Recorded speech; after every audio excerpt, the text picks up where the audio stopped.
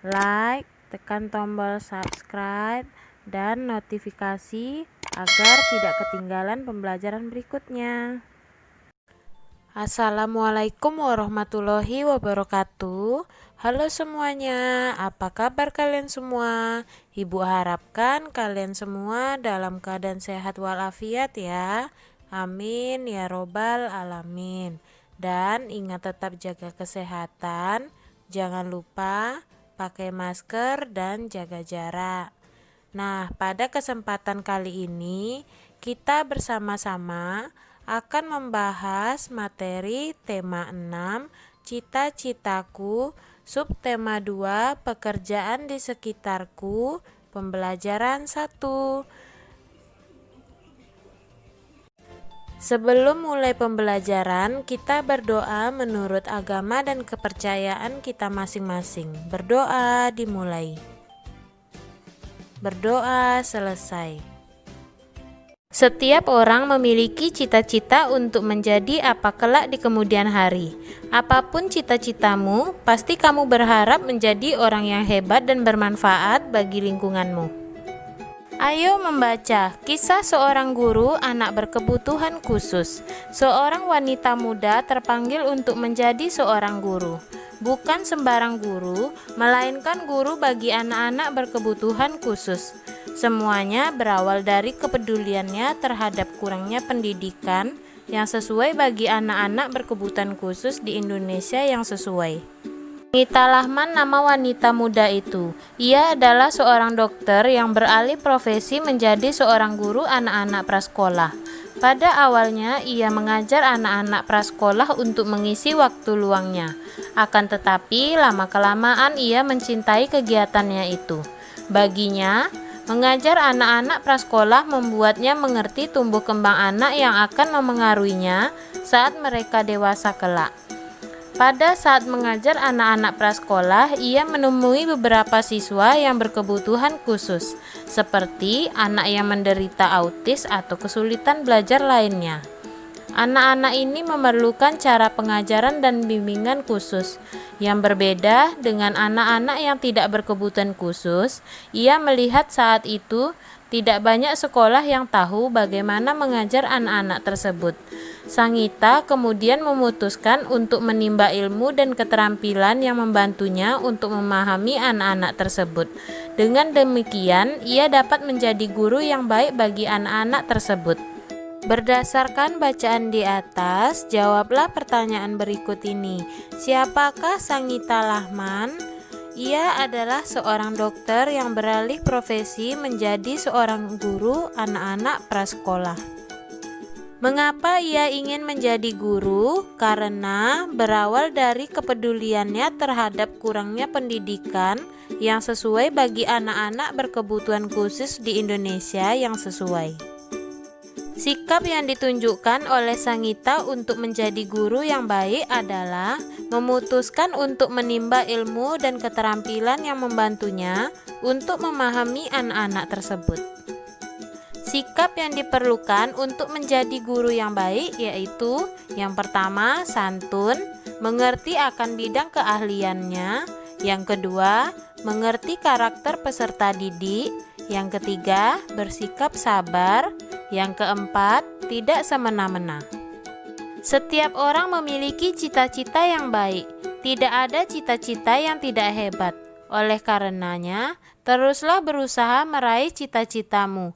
Adakah di antaramu yang ingin menjadi dokter? Bacalah puisi berikut ini. Berdasarkan puisi tersebut, jawablah pertanyaan berikut ini. Judul puisi tersebut yaitu Cita-citaku. Yang membuat puisi tersebut adalah M. Ridwan Hafiz. Bercerita tentang apakah puisi tersebut?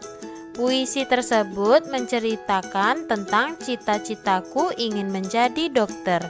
Untuk menjadi dokter, kita harus belajar dengan sungguh-sungguh.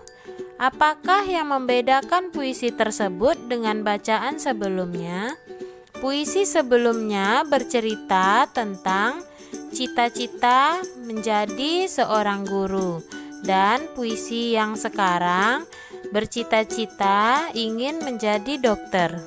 Nah, tugas kamu, buatlah sebuah gambar yang dapat mewakili isi puisi tersebut. Ayo mengamati, perhatikan gambar berikut ini. Profesi apakah yang ditunjukkan pada gambar? Adakah di antara kamu yang ingin menjadi dokter hewan seperti pada gambar? Untuk menjadi seorang dokter hewan, tentu kamu harus mengetahui segala hal tentang hewan, termasuk daur hidupnya. Tahukah kamu tahapan pertumbuhan hewan dari kecil sampai dewasa disebut daur hidup hewan?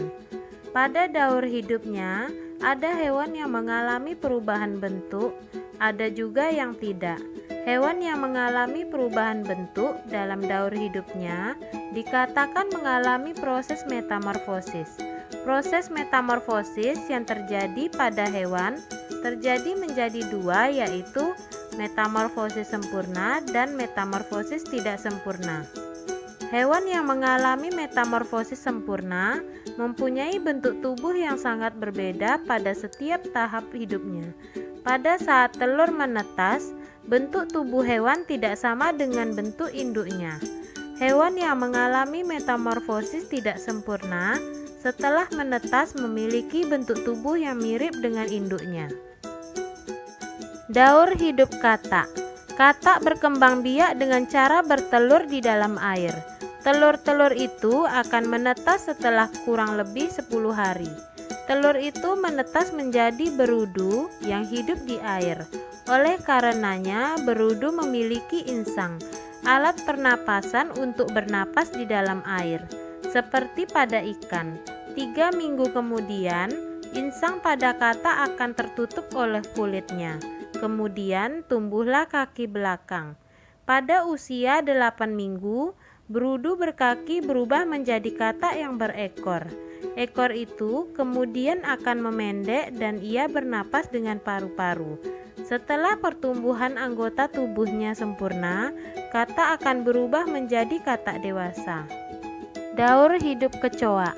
Kecoa merupakan salah satu serangga yang juga berkembang biak dengan cara bertelur. Setelah beberapa lama, telur kecoa akan berubah menjadi kecoa muda yang disebut nimfa. Bentuk nimfa mirip dengan kecoa dewasa, hanya warna kulitnya yang berbeda. Nimfa beberapa kali mengalami pergantian kulit sampai ia menjadi kecoa dewasa. Daur hidup capung. Capung juga merupakan serangga yang berkembang biak dengan cara bertelur, sama dengan kecoa. Ketika telur capung menetas, ia menjadi capung muda yang disebut nimfa. Setelah kurang lebih mengalami pergantian kulit sebanyak 10 kali, capung berubah menjadi capung dewasa. Daur hidup nyamuk. Nyamuk juga termasuk jenis serangga yang berkembang biak dengan cara bertelur di permukaan air. Ketika telur menetas, ia berubah menjadi jentik-jentik atau tempayak. Tempayak ini akan hidup dan mendapatkan makanan dari air yang ia tinggali. Setelah cukup umur, tempayak ini berubah menjadi pupa. Setelah beberapa waktu, pupa akan berubah menjadi nyamuk muda, hingga nyamuk dewasa. Nyamuk muda dan dewasa tidak hidup di air. Ia akan kembali ke air ketika hendak bertelur. Daur hidup kambing. Kambing berkembang biak dengan cara beranak. Daur hidup kambing yaitu anak kambing, kambing muda, kambing dewasa. Metamorfosis pada kambing yaitu metamorfosis tidak sempurna. Daur hidup belalang. Belalang berkembang biak dengan cara bertelur. Daur hidup belalang yaitu telur, nimfa, imago. Jenis daur hidup belalang yaitu metamorfosis tidak sempurna. Sekian pembelajaran hari ini. Semoga apa yang Ibu sampaikan dapat bermanfaat dan dapat dipahami. Wabillahi taufik wal hidayah. Assalamualaikum warahmatullahi wabarakatuh.